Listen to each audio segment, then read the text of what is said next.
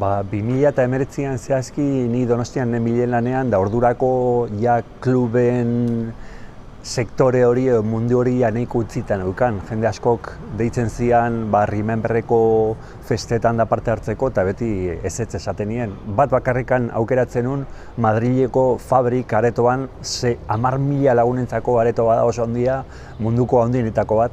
Eta horre urtean behin jute egin zen, eta ditu ziaten alako baten, Bartzelonako promotorako batzuk, Remember Paradise izena dutenak, eta hauek komentatu ziaten bekerako zeukatela zerbait prestatuta, eta hor ja ezin nintzen ukatu, baiezkoa emanien, arrakastatxoa izan zen, da hori pasata handik 2 hilabetera ja komentatu ziaten formatu berri bat aiziala pixka planteatzen nire irudia edo jarduera edo ibilbidea nolabait omentzeko, eta pandemia pasa dugu eta hemen gaude bain.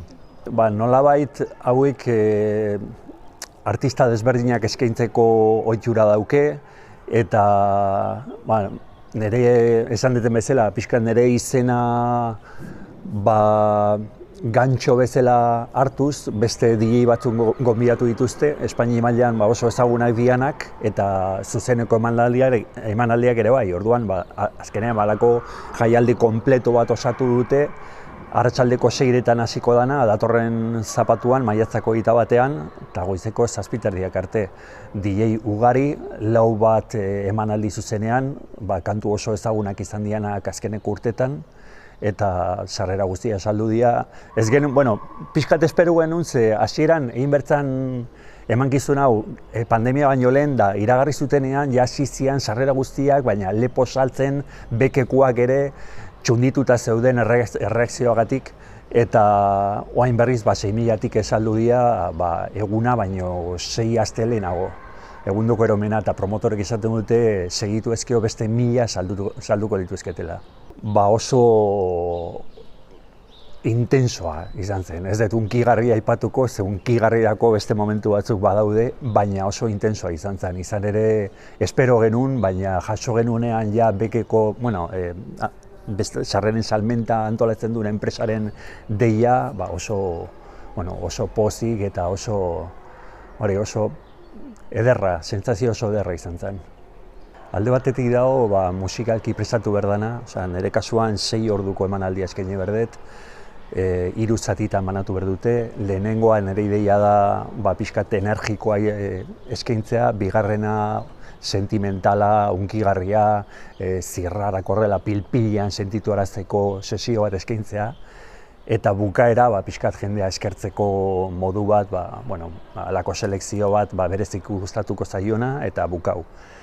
Eta prestatu denbora asko, hilabete asko, bakarrikan aukeratzeko propio jarri berdian kantuak, ze 1000 kantu daude, kantu asko alako Rememberreko festa ugari egiten dira, eta normalean kantu berdinak entzuten dira, orduan saiatu naiz horiek alde batea guztien, da zerbait berriagoa edo behintzat jendean nolabait sorprenditzeko formula bat edo ateatzea. Eta geopsikologikoki, hau da, jendeak asko idazten dit, goizeko 8:00 WhatsAppak heltzen zaizkit, jendeak pentsatzen du hemen gaudela, ez dakit.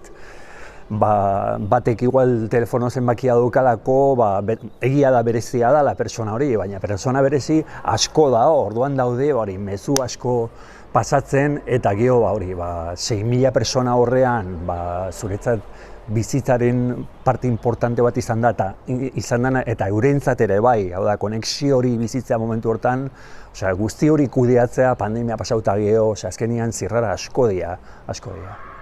Ez daukat oso garbi, dauzkat proposamen batzuk, eta ez dakitena lehenengo gauza lehentasunen aldetik da nun bizi. Ez dakit hemen Urola Bailarean jarraitu edo Hego Amerikara jun, ez daukat garbi hendikan. Eta horren arabera erabaki zer egin, baina bakizue artisten bizi modua oso zaila dela. Askotan, azkeneko hilabetetan asko kritikatu daudela di batzuk euren lana propioa daukenak, eta asteburutan juten dira edonoa pintxatzea ez dakit ze diruagatik, ez? Eta nire kasua, niretzat pandemia etorri da eta akatu egin hori esan. Orduan, arrisku horiekin aurrea segi eta nola esaten zuen kantu horrek lepoan hartu eta